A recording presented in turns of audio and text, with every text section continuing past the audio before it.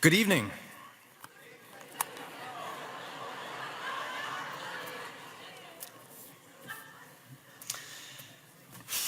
I'm a little jet lagged. I got in from California, so I'm still working on the time zone. And to be honest with you, I was a little rattled by Gary Bauer's speech. Wow.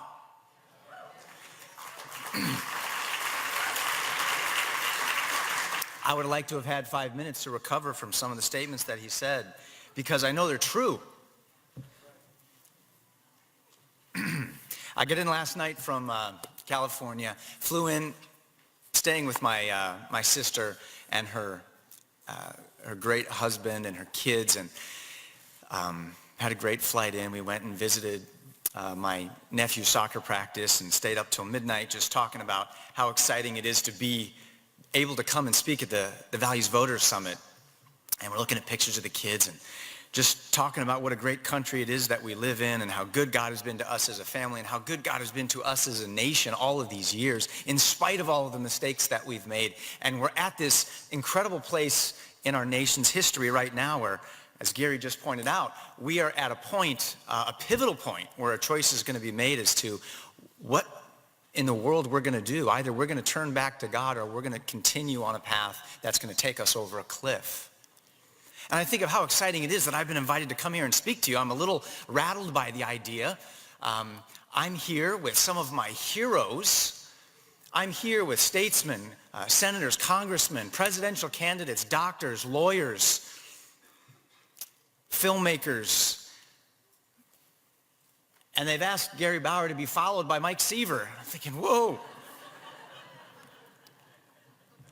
I'm deeply honored, I'm humbled, and I'm very excited. You know, my life has always been so strange. I'm such an anomaly out of Hollywood. I'm kind of a Hollywood freak. I'm not normally what Hollywood produces.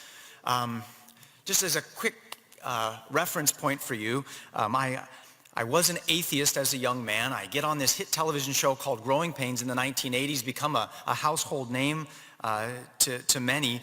My girlfriend on the show becomes my real-life wife. We get married. We've been married now for 25 years, which is something like 250 in Hollywood years.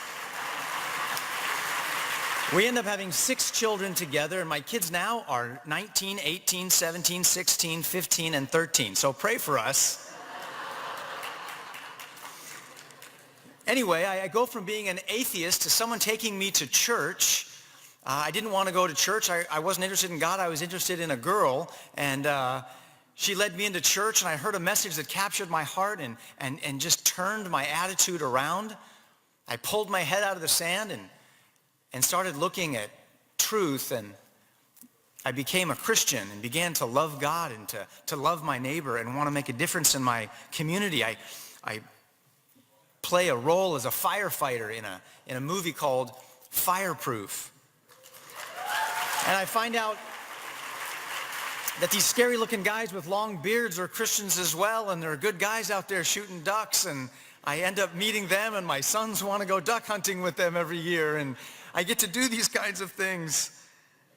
And I'm making movies about faith and family, and I still live in Hollywood, and I'm being asked, even yesterday and today, to speak to major news outlets and entertainment programs talking about the state of the republic and the vitality and the decline of the church. And I'm wondering, why are you asking me?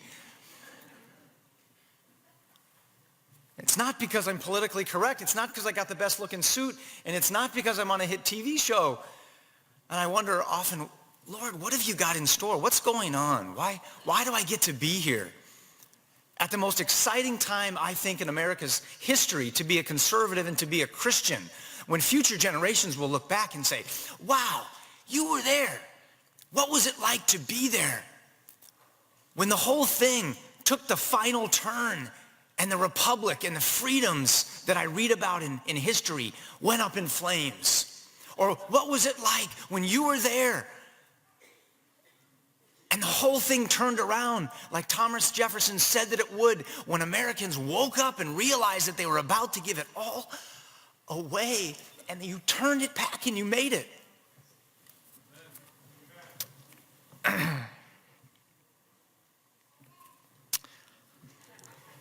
You preach it, girl. I travel across the nation because I teach marriage conferences and I want to help strengthen the family. I think family is critical in the DNA building blocks of everything else in community. Our churches, our businesses, our local governments and our federal government, our military and everything important. And so I spend a lot of time in thousands of small communities and big cities. And I hear the concerns of people. They mirror my own in my own community. People are concerned about the moral decline that they see, the darkness that they feel pressing in on them, the things that their kids are learning in public schools. They see the moral apathy in their own church. They wonder, where is the power of the church to shape culture? Why is everyone running into the corners of their churches and just wanting to pull up the shades and just hold the line? I hear that term a lot coming from Christians. Let's hold the line. When we should be advancing, we should be creating culture. We should be pushing back the darkness because we have all the firepower that we need. We have a God who has conquered death, rose from the grave, seated in the heavenly places, in session, reigning and ruling with the Trinity, and we're seated there with him by faith. And he's given us the nations to bring the good and godly principles of the gospel to bear on every culture in every generation, and promises to bless our efforts if we will just be faithful to him. People are telling me that they're experiencing political exhaustion, and I understand what they mean. You turn on the news, it's depressing. It's so heavy. It's so hard sometimes to even keep up with the articles and the stats in the news. And there's times where I understand you want to just shut it all off and say, I can't listen anymore. I just can't. But we have to. I asked one woman if she would listen or read this article or come to this event and join us here. And she said, I really just can't. I've got 3 kids. I'm too busy. I can't listen to any more political stuff. It upsets me too much. What I think I want to do instead is just crouch down at night while my husband's at work and just pray at my child's crib side. That's about the best thing I think I can do. And I understand that. And people are wondering, where's the hope? Where is the hope? And I had a very interesting phone call come to me this spring. I'm thinking this is maybe a part of why I've had such an interesting path in my life. I had an interesting phone call come from someone on the Ben Carson presidential campaign team. And they asked if I would come to Iowa during the Iowa caucuses and help organize and put together a prayer and worship rally that would be centered around people in a local community repenting of their own sin, calling out to God, worshiping and praying for his wisdom and guidance and his blessing on our nation. Of course, I said, yes, I will help you. And so I came and I started calling some friends, and it came together where, of course, Dr. Ben Carson was there, and Dr. James McDonald was there, one of my favorite pastors and Bible teachers, and Casting Crowns, the music band, and Dr. Marshall Foster, one of my favorite living historians, and other friends came, and we had such a sweet time of fellowship and the wisdom that was being shared in that room. And afterward, we got to go out to a steakhouse, and I got to have a steak dinner with Dr. Ben Carson in the back room. It was awesome. I thought, how do I get to do this stuff? Secret Service all around. You should have seen the look at the patrons in the restaurant when we walked through this steakhouse. Here goes Dr. Ben Carson, running for president, Secret Service, and Mike Seaver, and they all go into this back room. They must be thinking, what is going on? And I'm there, and I'm hearing from him as he sits there so calmly and says, God knows what he's doing. I don't understand it all, but I know that God knows what he's doing, and I just want to serve him. And he's talking about how good the idea of government is, but that national government never works if self-government doesn't kick in first. And that's the way it's always been from the beginning. Adam was in the Garden of Eden. There was no sin police around to tell him what to do and what not to do. God expected him to self-govern. He was given freedom, but it required self-government. It's not until later that civil government kicks in, when people have no self-control and start killing their brothers and devising wicked plans to enslave other people. And he's talking about the idea that government, and Washington said this as well, is like fire. When it's small and contained, it's helpful. It brings you warmth. You can cook food over it. It gives you light. But when it becomes out of control and grows too big, it's terrifying, and it will consume you. And I'm thinking, man, I'm hearing these things in a back room in a steakhouse, and it's being wasted on just me. I want other people to hear this. Why can't everybody hear these things? It's helping me bring clarity on who to vote for and what to do and how I can make a difference. And then I got a phone call from someone who was going to this meeting in New York City, and I called and asked Tony Perkins if he would let me come to the luncheon of 1,000 evangelical leaders who were coming to have a conversation with Donald Trump and Ben Carson. And he invited me to come, and he sat me right next to Franklin Graham and Eric Metaxas, who wrote the biography for Bonhoeffer, and William Wilberforce, and James Dobson is over here, and Ben Carson is over here, and these tremendous people. And I'm hearing people who are smarter than me and are dripping with humility and a deep love for God, and 1,000 people who are of different races and different denominations and different economic classes and different ideas and different loyalties to political parties coming together and praying for our nation. And it was so great, and I'm thinking, why can't the whole nation see this kind of wisdom and humility and truth and unity? I felt frustrated with it, and I went to lunch with a buddy in New York City, and I was explaining to him, I wish there was just somebody who could pull all this together and get it out of these smaller rooms to a national scale. And he's done a lot of big things himself, and he said, I think I know a guy. I mean, he's passionate about these things. He knows most of these people. He's met them personally, and he makes live events in lots of movie theaters, and then can go at the Values Voter Summit and tell people to tell all their friends and go see it. And I'm thinking, who? He's like, hello, Marty McFly. Answer the clue phone. You. I'm like, me? Okay. He's like, look, we'll get some friends together. All of a sudden, My Faith Votes shows up and pulls up to the table and says, we're in. Dr. Ben Carson says we're in. I'm like, I want to bring all of what you're saying to other people. Eric Metaxas says that he's in.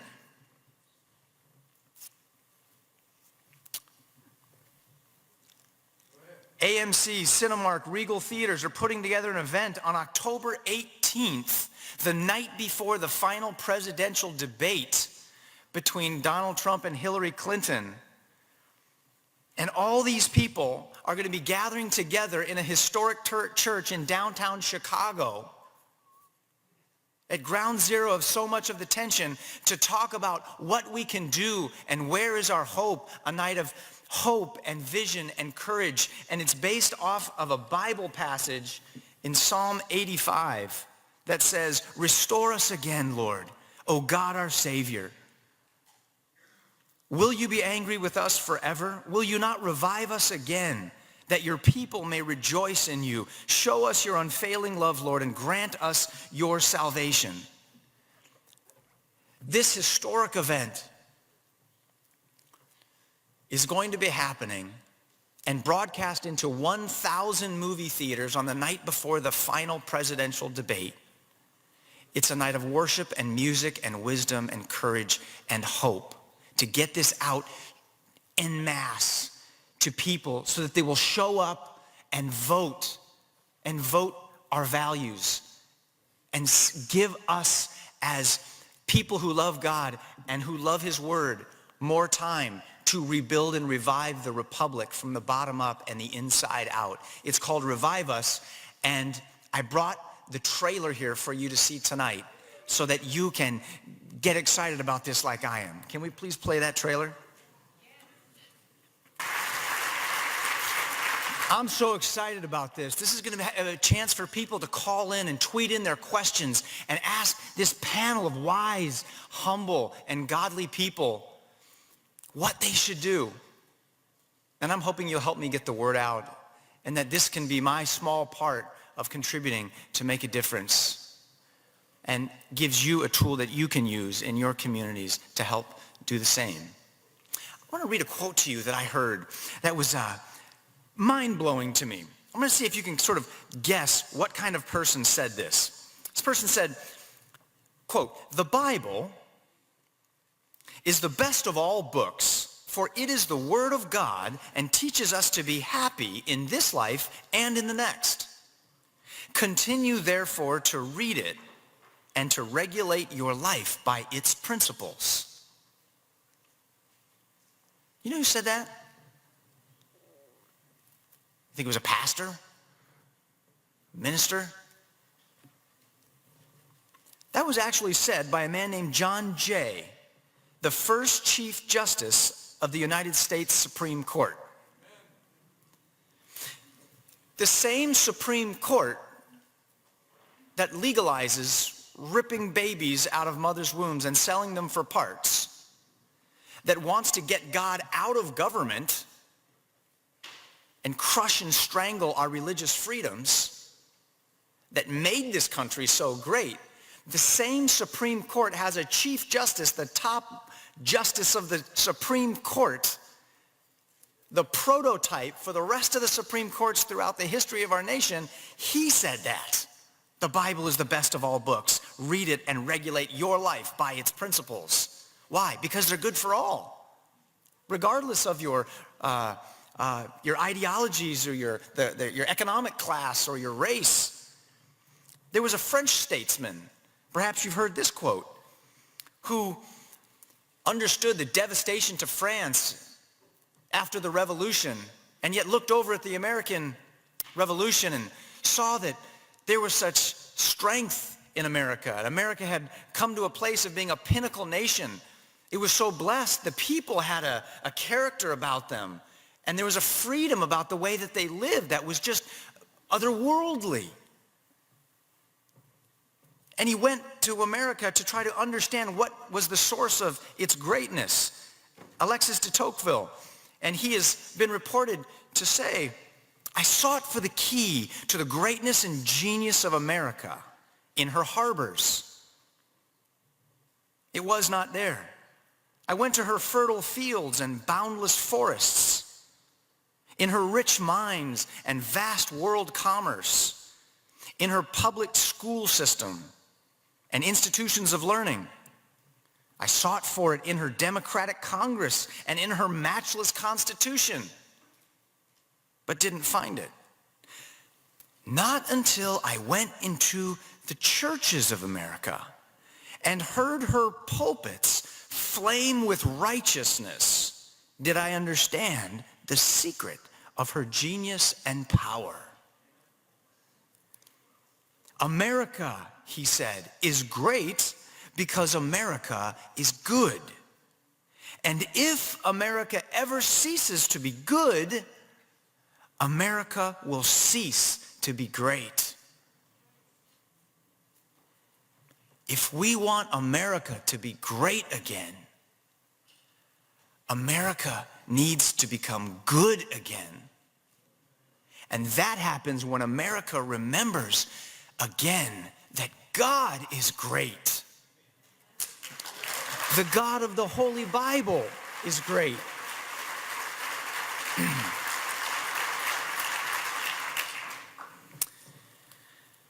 As you heard me say in that video, I turn on the news and I hear people talk around the coffee machine, and it seems as though we've lost our bearings so much and we don't understand our history.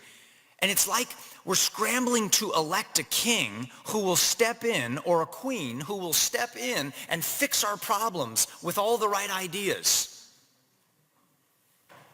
No, America doesn't have a king.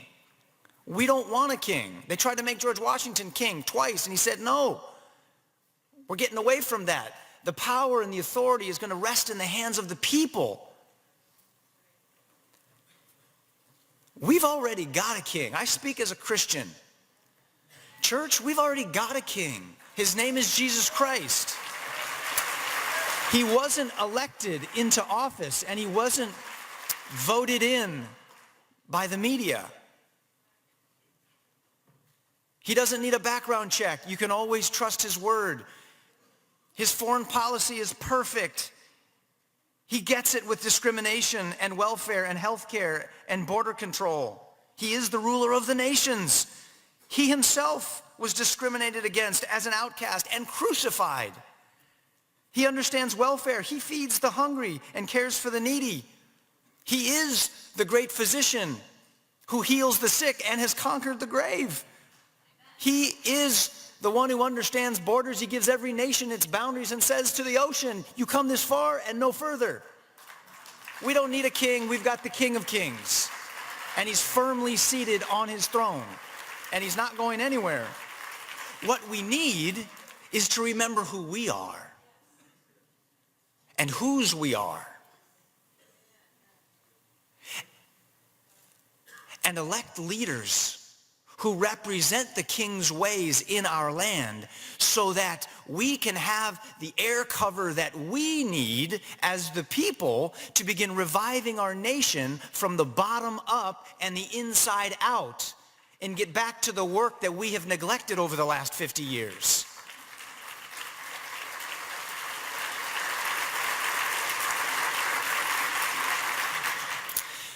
I'd like to share this final story with you. In the 1700s, when America was in the womb, it was preparing to be born officially. And America, its colonies, were experiencing massive cultural divisions, much like we are today. These divisions were threatening their freedoms and the very existence of their union. They were divided. They had separate governments, separate denominations, separate loyalties to political parties. Some were all about local freedom, and others were all about loyalty to Mother England, who was as powerful as the Roman Empire in their day. And there was all of these tensions. The freedoms of all Americans were on the chopping block and in the hands of an out-of-control government thousands of miles away. Does that sound familiar? All Americans' freedoms.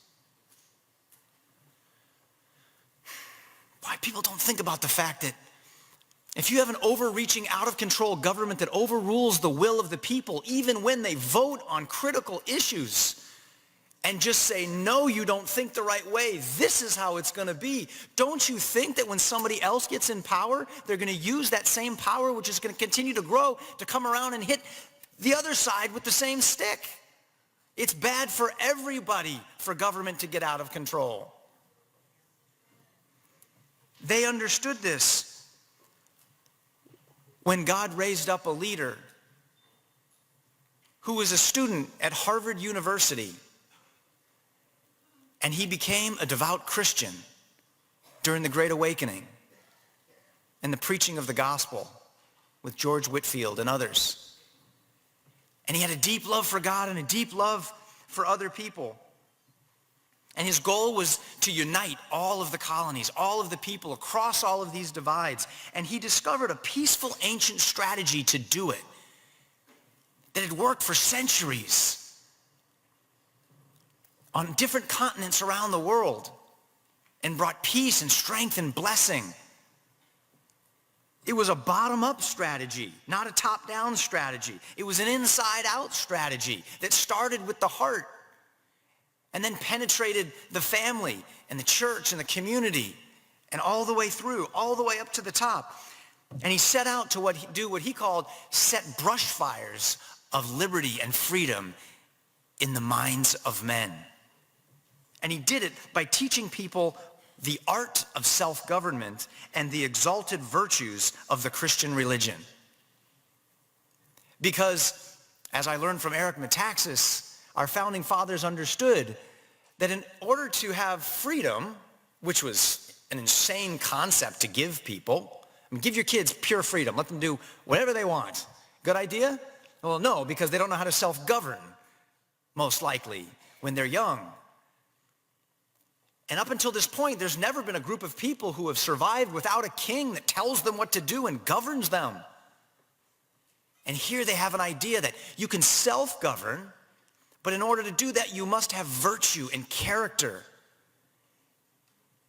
But the only way to have that is to have a transformation of the heart, which comes from experiencing true religion. And that is the love and grace of God that transforms the heart through the gospel.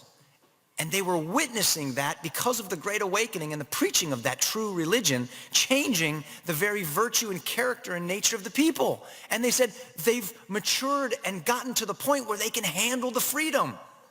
And he taught them self-government based upon virtue, which was based upon a sincere, voluntary faith in the Lord Jesus. And that's why they could trust him with it.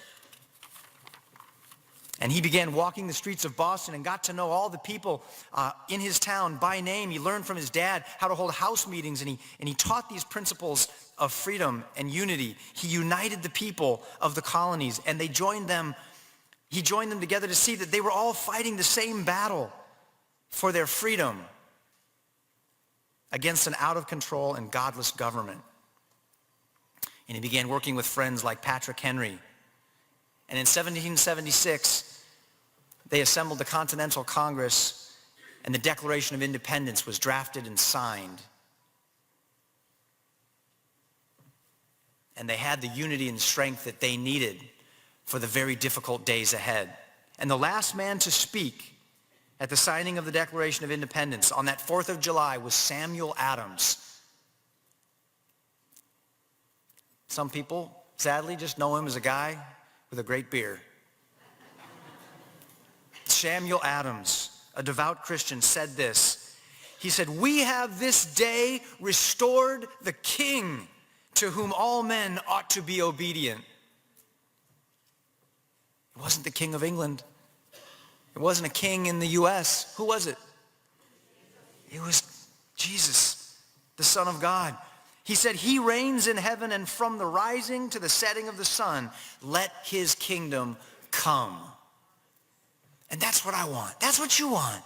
We want heaven to come to earth for all people. We want God's will to be done, his kingdom to come on earth as it is in heaven. And how does it happen? Through his agents of transformation. That's you in your community. That's me and my wife and our family. Until we can get it right at our house, we're never going to get it right at the White House. Amen. Our nation, as Tony Perkins said to me in the hallway before I came up here, it's hanging by a thread over a raging fire.